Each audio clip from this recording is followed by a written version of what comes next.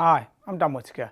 I'm here today to talk to you about how to release the lag in your downswing and how Ben Hogan and players like Sergio, Garcia allow that lag to release with their body. I'm going to just apply a little bit of the D-plane to this so it gives a nice modern understanding on why that all comes together and works so efficiently together. Now, the first thing to be aware of is lag is a byproduct, okay? Lag is simply a force that comes into play if we are making the correct sequence in our downswing. So essentially, if I start off from the ground up, okay, there's going to be a little bit of extra momentum, inertia, jackknifing effect, whichever way we want to look at it, in that club head at the top. My lower body sequencing up through the body using 3D.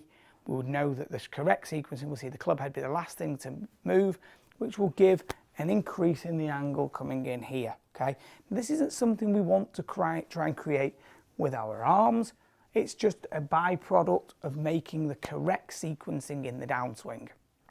So we know that a lot of these great players have been able to sequence this correctly on the downswing, and they've been able to let this lag unload and work around properly, okay? What we want to be looking at is how you can start to learn how to do that properly yourself. Now, the more that the club works down, okay, and it has got to work more down when there is more lag. So more lag means that the angle of attack is going to be steeper, okay? So why Sergio hits down so much with his driver, okay, because he really does create so much lag. So he and Ben Hogan would tend to see they create a lot of lag here, and the club will very aggressively work around. Okay, so the butt of the club will work around a lot in this direction. Okay, so because it's here, that butt works around, which means that the club head can work out and square up. Now we know on deep plane that the more you hit down, the more you have to align your body and your swing to the left to allow that club to work around and square up correctly.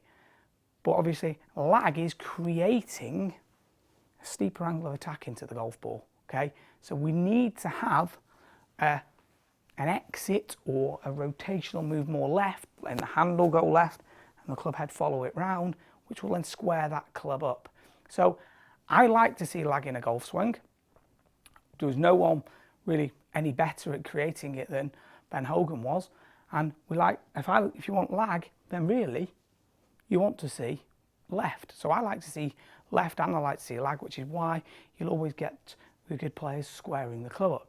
If you get some players on tour, someone like a David Toms tends to expand out a little bit here, doesn't have quite as much lag as like a Sergio or a Ben Hogan, so it'll be a little bit more shallow and flatter along the ground at the bottom, probably not taking quite as much divot.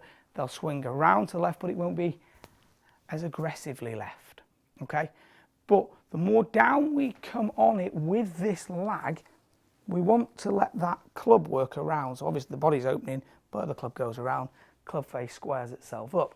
Now what Ben Hogan used to do is when he had all of his problems was created all of this lag here, but didn't work around properly, hung back. Okay, so what that meant is that the club was going out to the right. Okay, so that didn't create a flip over in the handle, but he was essentially hitting modern D-plane hooks. So his swing was angling out to the right due to hanging back. The club was going outwards, which therefore meant that the club was coming too far into out and was almost swinging a little bit away from him, going out there. So when he was going out in this direction because he was going back too much, this meant that the club couldn't work around and he couldn't unload the golf shaft properly. You know, it was in his book that when he did with Maximum Golf with John Schlee, in there it says a statement about Hogan saying that when he learned to get over that left pivot point, and the sooner he got over, he could then go around it, was when he was playing his very best golf. Now him going around it was him simply allowing that club to work around with him, to square it up. I think it's really important for all of you guys to be aware, okay? You don't create the lag, you allow it to happen through sequencing, and then as you are unwinding around that left pivot point, okay, the weight's moving into your heel, okay, with the foot rolling, but as this is happening, this is unloading the golf club, okay? If you have got a lot of lag and back out of it, try and let your arms go on their own, you'll probably struggle with consistency and accuracy, okay?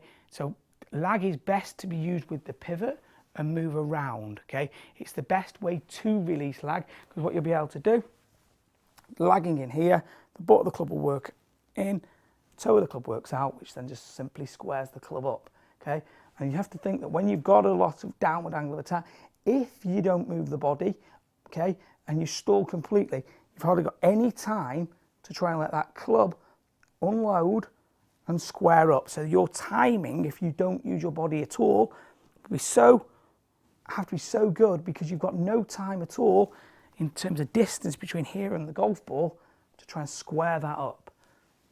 Whereas using the body is simply using the modern physics, okay, and working that out, so that's how the golf club can square for you. It's really important to have this understanding in your own game.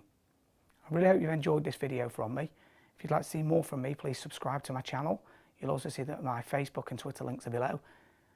Either like or follow me on the pages. Some really good information on both of those.